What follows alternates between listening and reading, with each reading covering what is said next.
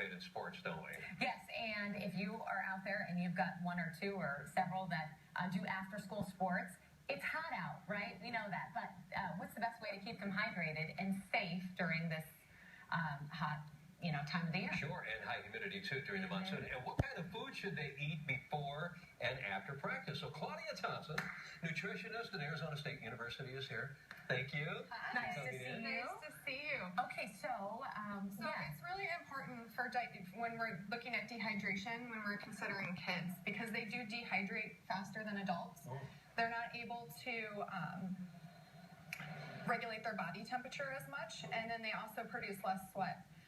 So if they're participating in activities that are less than an hour, we want to make sure that we're giving them cool water. Okay. It cools the body from the inside out, replaces the sweat loss, and then it also doesn't contain any sugar, so it empties out of their stomach real quick.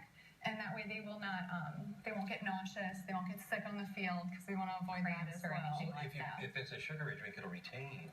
Yeah, it'll stay, and it might make them nauseous. Yeah. They might, one or two might throw up. Well, you so did a we real wanna good go ahead job and of avoid making water look better than just And water. probably Yes. tastes better. Yeah. So, especially for kids, because sometimes they want their water a little sweeter. So this is a strawberry limeade, but you can add any fruits, vegetables to it, citrus, and it tastes wonderful. It goes into the water, and it tastes really sweet without actually giving them any added What about a sugar. sparkling water? Is that okay or not?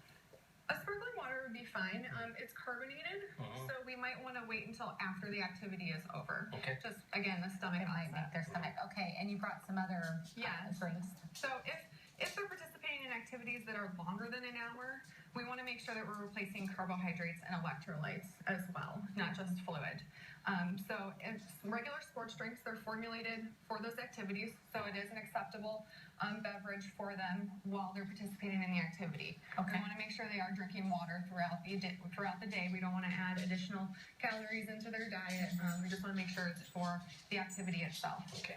Coconut water is also a really good natural option.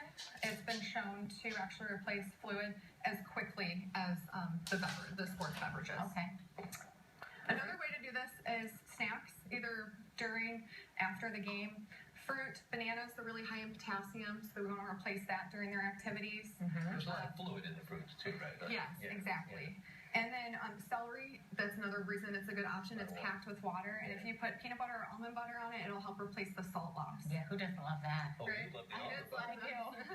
it. And cheese is also a great option. It's packed with protein, calcium. Again, we'll replace a little bit of the salt. Okay. Well, this will be popular. These look Yes, good. these are hydration popsicles.